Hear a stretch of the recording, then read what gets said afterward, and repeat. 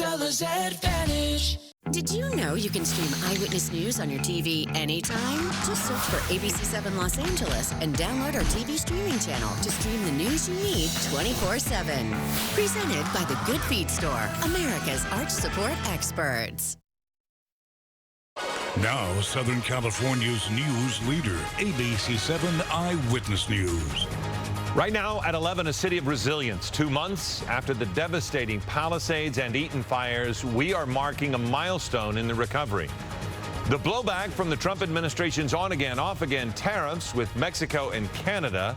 But first, 7 inches of snow in 24 hours. The latest blast of winter weather causing a mess on the roads and the mountains, but it could make for some good skiing this weekend.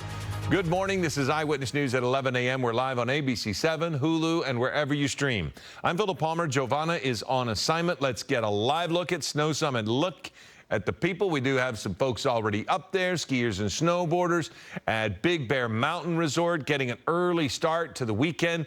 And they have a lot of fresh snow after the latest winter storm. Meteorologist Brianna Ruffalo has your Friday forecast. I hope they were up there and didn't have to drive in all of the snow, Brianna. Me too, Philip. Me too, because we did see some black ice out there for some of our mountain passes this morning. So hopefully all got up there safely and without any issues. But for the most part, it's just going to be beautiful.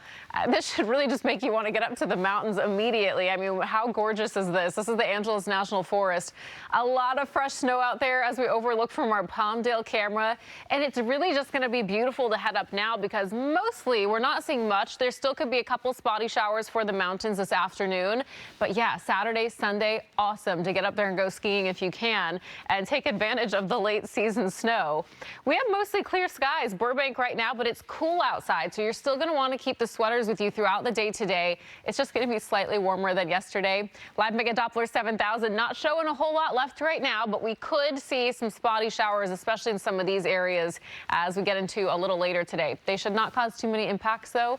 I'll show you on the model in just a moment. We have 2 more storms to talk about next week, and one we are expecting more impacts, and that's the one we're going to be concerned with mud and debris flows. Philip, I'll send it back to you for now. Okay, Brianna, we need to be listening to what Brianna says because with all the snow in the high country, some drivers were still caught off guard in this over the last 24 hours. At least 7 cars got stuck. They caused some people to abandon their vehicles on the 18 near Crestline. Chains are required on all the mountain routes heading up to the mountains. Remember, there's more coming next week. Caltrans says, though, be prepared because that's a critical piece. I think it just always comes down to that preparedness, right? I feel like a lot of people in Southern California don't always rise to the occasion when it comes to, driving in weather and things of that nature. What they do is that they won't go to, put their chains on in the designated chain, installation areas where it's usually below the snow line. And then what they do is they'll wait until, they basically get in trouble and then they're trying to get out of the situation. Now, if you don't know how to put on chains, Caltrans does have workers at the installation areas, and they are formally trained and will install them for you. It is not, however, a free service, so again, be prepared for that piece of the puzzle. Southern California continues its road to recovery exactly 2 months after the start of the Palisades and Eaton fires. And this morning, there's some important progress to talk about in Pacific Palisades. That's where Eyewitness News reporter Shayla Gerard joins us now live. And you have the trucks of recovery blowing around right behind you there, Shayla. Yes, Philip, a lot going on out here this morning. And as you mentioned, crews have been working around the clock these past couple of months in their efforts in that cleanup. Now, as of today, water in the Palisades is officially safe to drink. So, of course, a big milestone. But locals out here that we spoke to this morning say there is still a lot on that road to recovery.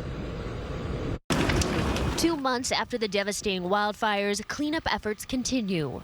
It feels like forever ago. It feels like a long time, and it's such a shame to see what's happened to the community. Seems like it's been longer because it took so long to get the fire out, and it seems long for us that really want normal back, or at least as normal as we can. The LADWP has worked for 2 months to restore power and water to the communities impacted by the Palisades fire. Today, the do not drink notice is lifted. 4,000 residents had water restored last week, with over 8,000 receiving water today. There is progress every day. It's slow, but there is progress every day. New power poles can also be seen throughout Pacific Palisades to restore temporary power more, but LADWP and the mayor are promising underground lines. Since day one of the restoration, we have decided to go fully underground, and our engineers have been hard at work tirelessly on the design of the permanent underground system. Over in Altadena, LA Supervisor Catherine Barger and the Secretary of the U.S. Department of Housing and Urban Development toured some of the devastation and announced a foreclosure moratorium extension. Barger says the agency is engaged in ensuring residents have the means to rebuild. Now, there are also several deadlines approaching for fire victims, including the FEMA assistance deadline. That's next week. For a list of all the resources available to fire victims, you can go ahead and visit our website, abc7.com. For now, in Pacific Palisades, Shayla Gerard and ABC7 Eyewitness News. Okay, Shayla, thank you very much. And it's another wild ride on Wall Street today. Sharp dips and recoveries reflecting investor anxiety. You can see started down, then went up, back down into the red, and then now we're back up into the green, up 197 points. This roller coaster ride has been fueled by growing economic worry and what President Trump will do about the tariffs. And those tariffs appear to be one of Trump's most used negotiating tactics. He now says he's considering large-scale tariffs on Russia, also threatening new tariffs on Canada, including a 250% tariff on dairy products. All of this comes less than a day after backpedaling on tariffs on Mexico and Canada. ABC's Perry Russum has more from Washington.